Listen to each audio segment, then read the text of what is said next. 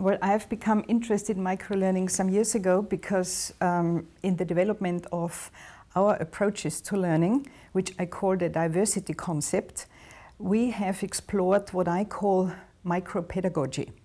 That means you break down the learning strategies to an absolute minimum.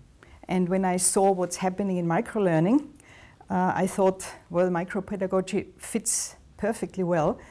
And the more I'm using it, this breaking down of strategies, of approaches, of learning units for the individual, which is really, I could even say, on a nano base, the more I can see how learning styles, which mean people's individual approaches to learning, would have a very, very important role to play in microlearning.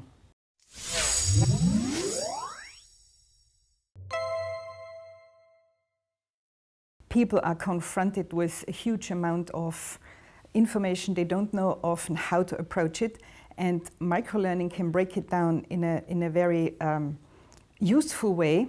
And with my concept of learning styles, or working styles for that matter, we can help people to absorb this huge amount of information in their own way. So once you know your own learning style, you then can actually access this information, even when it comes in small bits and pieces, your own way. For instance, you do it multisensory. We've just heard that visual, of course, is very important, particularly for mobile devices, but also auditory is very important, that people have the possibility of moving while they do it, physically moving, that they use their fingers, which is very important, and that they also can control their learning environment.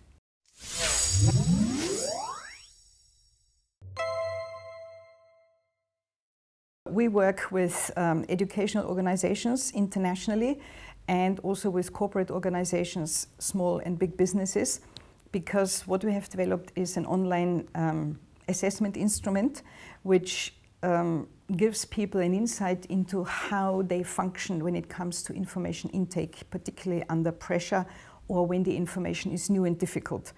So when people know how they tick, so to speak, then it's easier for them to take in information. And what I have realized lately is the difference between individualization and personalization, because we have heard a lot about individualized learning in microlearning, in any learning. And that's fine, because individualization is important for the person as such, and usually the information is given from the outside in. That means it's provided by a program, by a tutor, by a trainer, by a teacher. And the student then takes it in their own way. However, when we talk about personalization, that means the information comes from the inside out. That means a student or a learner knows how their individual learning mechanisms work. They have the freedom to choose the way they take the information in, which is provided, and then they make new connections in their brain. They can connect it to already existing information. And the beauty of this is it doesn't only work for individual people, but it also works for groups.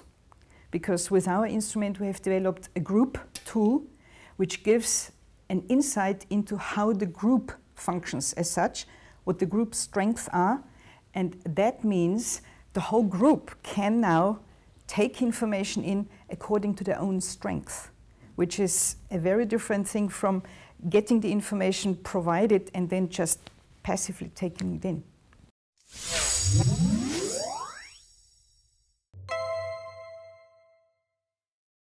My wish would be to add on to the very structured approach, which microlearning must have, of course, in these small little chunks which are provided, to allow the learners to follow different avenues according to their own learning style.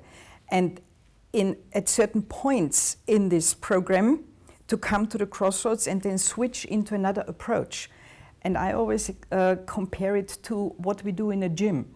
Because when we go to a gym, we don't only always use one tool, one machine, but we start with this, which helps our program, you know, or whatever has been prescribed, to develop best, and then we switch to another one. So we train different muscles.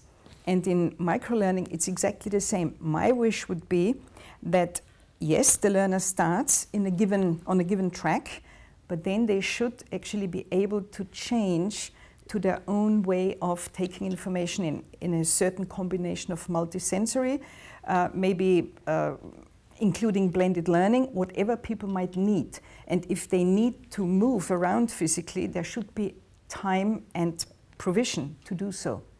So that's what I would like to see in future, a very personalized approach to microlearning.